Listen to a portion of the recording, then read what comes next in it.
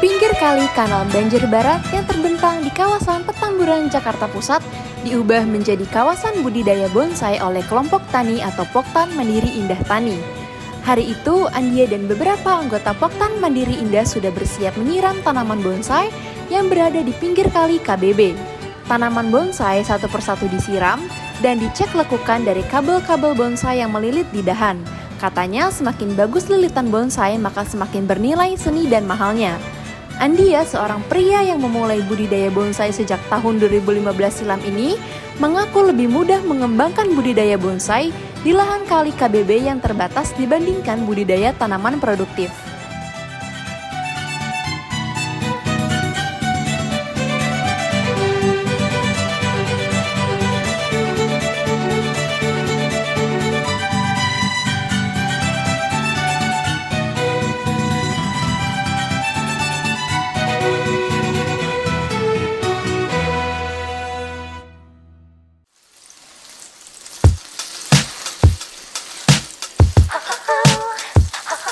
Awal mulanya kita kan dari petani ya, lihat lahan terhampar nggak terpakai begini kan, namanya jiwa tani kan gimana biar bisa dimanfaatkan itu.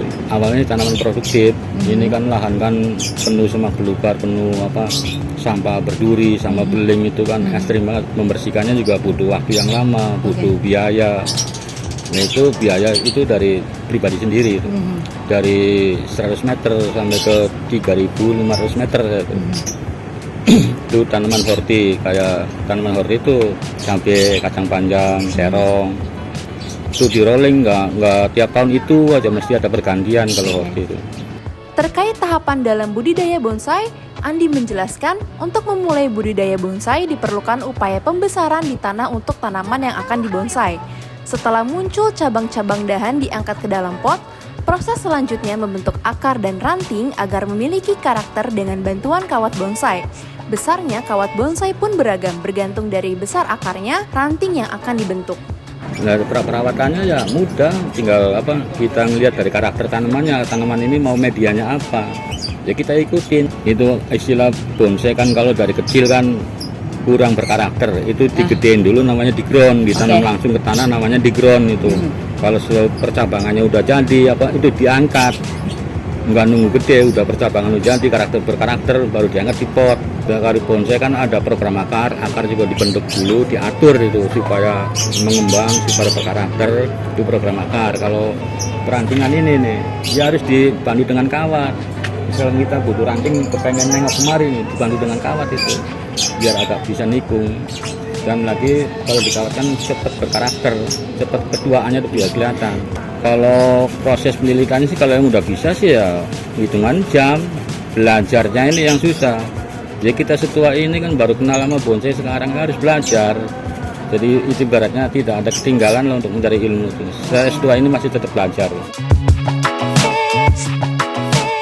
Ya dari info-info aja kan ada itu panduan budidaya bonsai kita belajar dari situ dan saya praktekkan. Ya itu juga panduan budidaya itu nggak selalu tepat, kita belajar dari tanaman. Kita coba nggak tepat saya ganti. Jadi ada antara perpaduan panduan dari buku-buku dan hasil ini. kalau bahasa kerennya riset sendiri lah. Oh keren, riset sendiri. Ya buat bonsai mania ya, pecinta bonsai semua di seluruh Indonesia nih, kalau butuh kita bisa kirim-kirim seluruh Indonesia kok. Kalau misalkan di yang deket-deket sih saya utamakan silaturahminya, bisa datang ke tempat saya. Dengan alamat Petamburan 1 RW 1 RT 1 Tanabang, Jakarta Pusat. Facebook saya Andi Andia, Instagram Andi Andia juga. Ini adalah salah satu binaan kita, yaitu kelompok tani dengan nama Mandiri Indah Tani, dengan pimpinannya Pak Andia. Mandiri Indah Tani ini merupakan binaan yang potensial bagi Sudin KPKP. Kami juga akan terus mengembangkan potensi-potensi, terus mendata, menginventarisir binaan-binaan yang bergerak di dalam tanaman hias ini. Karena selama ini kan kita selalu fokus ke budidaya tanaman produktif, Dan ternyata tanaman hias juga mulai sekarang digemari banyak orang. Kalau dari sisi ekonomi, sebenarnya tanaman hias ini nilainya tuh tak terbatas. Jadi tidak ada standar harga yang bisa diterapkan untuk sebuah karya seni.